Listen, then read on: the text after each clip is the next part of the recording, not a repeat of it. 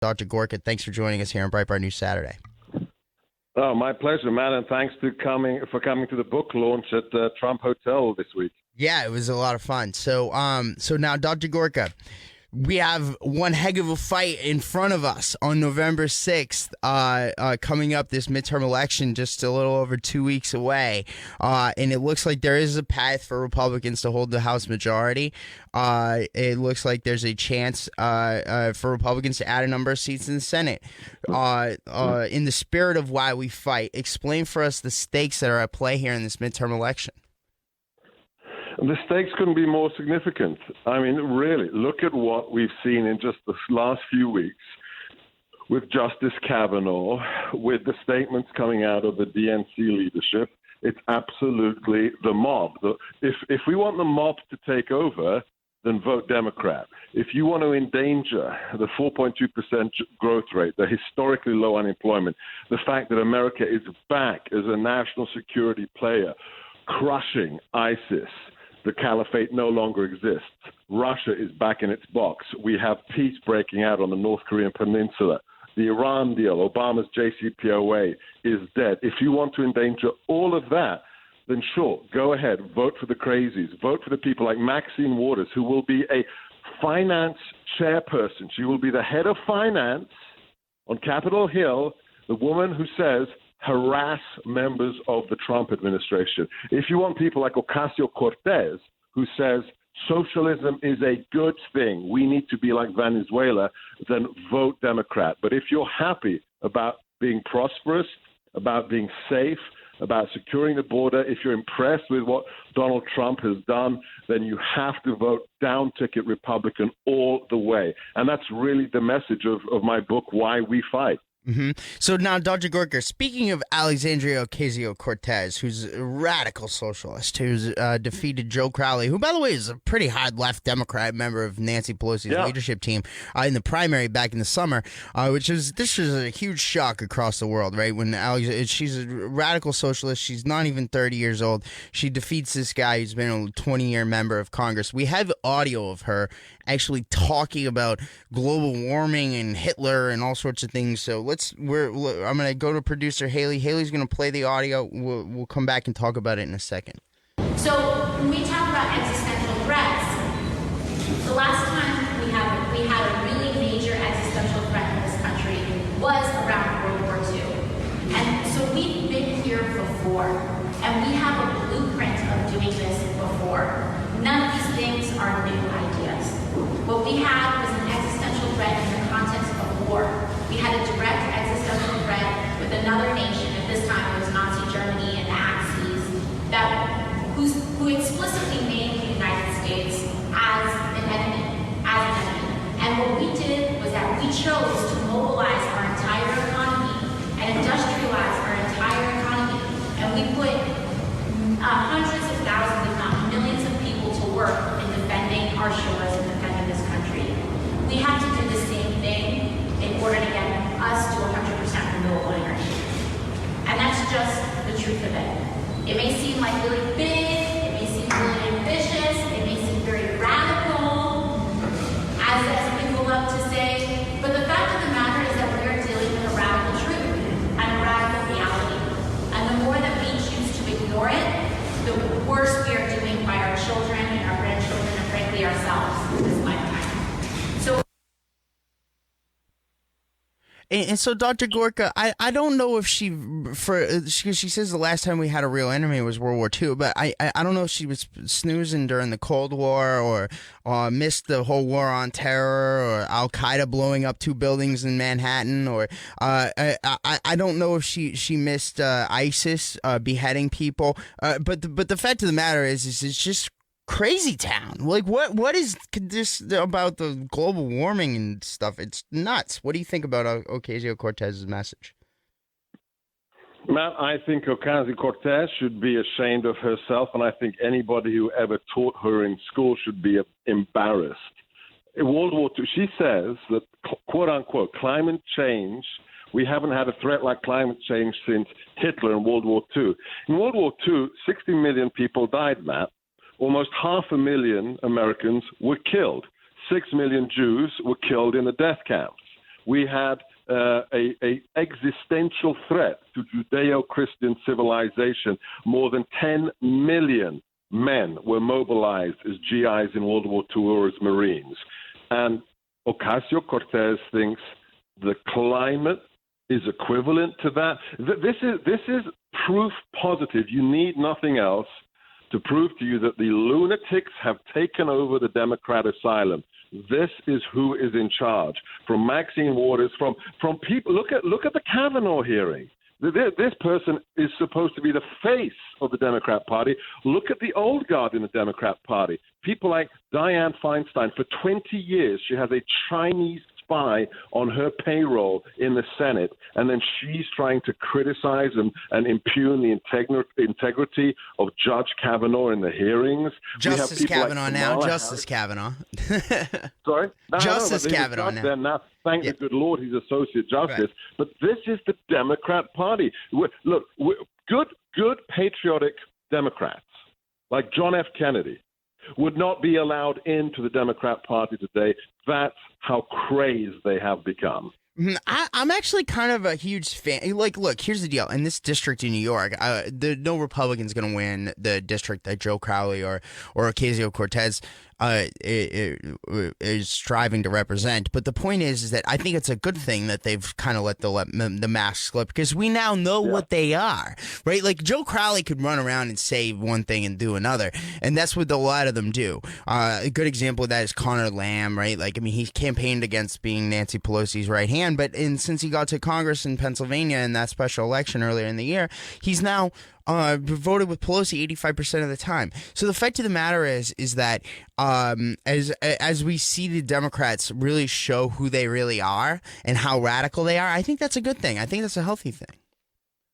No, I agree. So in my book, Why We Fight, I talk about the external threats we face. So, things like China, Russia, and jihadis. But I also talk about the internal threat. When you have think about this, in the midterms, 40 Democrat candidates like Ocasio-Cortez proudly call themselves socialists. That's the insanity. We fought the Cold War. We won the Cold War to eradicate socialism and communism. This is an ideology that cost the lives of more than 100 million people, and now the Democrat Party's leading lights are actually extolling its virtues. This is the same party, Matt, that wants to abolish ICE, wants to abolish those brave men and women in uniform who protect us, who are on the front line of our border, making sure that the gangbangers, the MS-13, the child rapists, the human smugglers don't come into our country. The Democrat Party is a radical anti-American party today. Mm-hmm. Now, I'm glad you brought up the external threats that the country faces, because I want to talk about that for a little bit too, Dr. Gorka. China is probably the biggest one, and President Trump recognizes that. I know he's been confronting them on a number of different trade fronts and so on and so forth. Can you tell us what are the stakes? It's almost like we're headed into this new Cold War almost with China. What are the stakes of the battle with China? Explain what you talk about and why we fight about this, because I know this is a very important part of the book. Right. So in Why We Fight, I really focus on all the threats we face, but then I come down on the conclusion there's only one strategic one, and that's China. And it's not a new Cold War. We have been in this war with China for more than 30 years. When people say, the president's starting a trade war, they have no idea what they're talking about. When Kissinger opened the door to China, when it got WTO status, when it got most favored nation status, it initiated a trade war with the United States, suppressing the value of its currency, stealing billions worth of intellectual property from American companies every single year. And now the president is redressing the balance. Now, what's the stake? The stake couldn't be higher. The Chinese, and this isn't a secret, this isn't classified, all the Breitbart readers and listeners can put it into their search engines right now, punch in One Belt, One Road. I talk about it in Why We Fight, but in a nutshell, One Belt, One Road is the Chinese strategy to replace America as the global power, to put the communist Chinese state into a pole position as hegemon for the 100th anniversary of the Chinese Communist Revolution. And they were working at it day in, day out. But now we have a president who understands the threat and who is dealing with it and who will not allow China to displace America. Mm-hmm. Yeah, so this is important because since the fall of the wall and the end of the Cold War, in the breakup of the Soviet Union, and yes, Russia remains a threat to us, but I think they're more of a regional geopolitical threat than a global threat. They won't return to their global dominance. They'd have to reassemble the old Soviet bloc, and that's just too difficult for them to do at this point.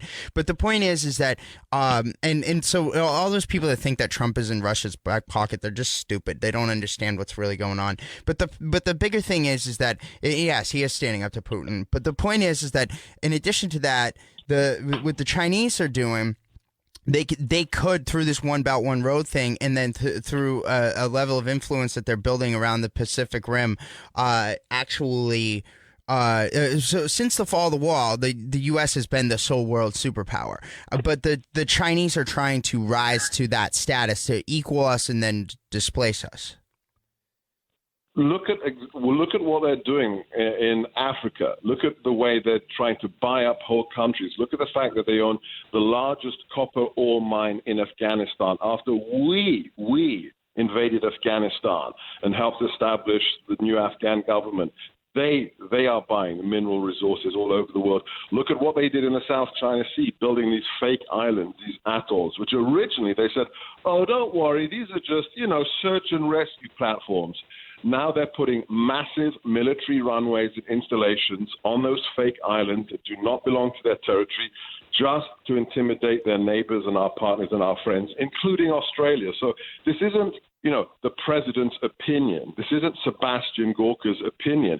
These are concrete actions China is taking. They see the last 100 years as an embarrassment, their exploitation by the West, and they see the prior millennia as the real China, that they have to get back to being a global hegemonic power, and America is in the way. And look at what Xi Jinping did.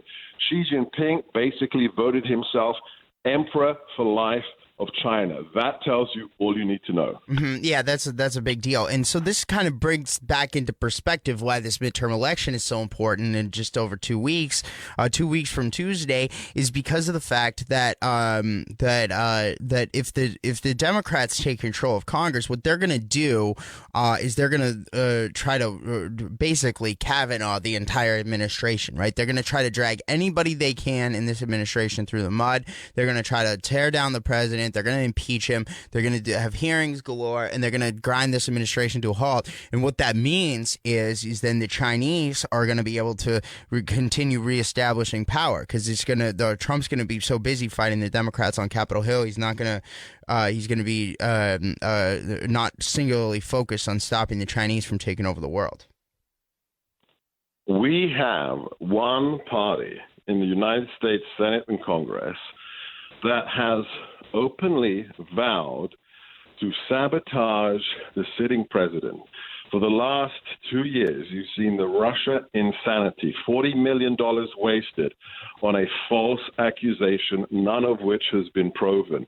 If they get the House, they will ratchet it up, and they will have hearing after hearing, subpoena after subpoena, to actively try and subvert the duly elected president of the United States. This election, 16 days from now, is that serious. In my book, Why We Fight, I list all the good things the president has done. They are on the ballot in 2 weeks' time. And just think about the economy. Forget national security. Think about the economy. Everything that has occurred in just the last 20 months is at danger if we don't go out there and vote, if we don't get our friends out there to vote, if we don't convince the fence sitters that we are a safer and more prosperous nation, which is just a fact, and that is all at risk if the Dems take the House. Mm-hmm. All right. Well, Dr. Sebastian Gorka, he's the author of Why We Fight. Thank you, sir, for joining us here. You can get a copy of Why We Fight on Amazon, so please do go get a copy of that. It's a must-read book. Dr. Gorka, as always, a pleasure. Thanks for joining us here on Breitbart News Saturday. Thanks, Matt. God bless you and the listeners.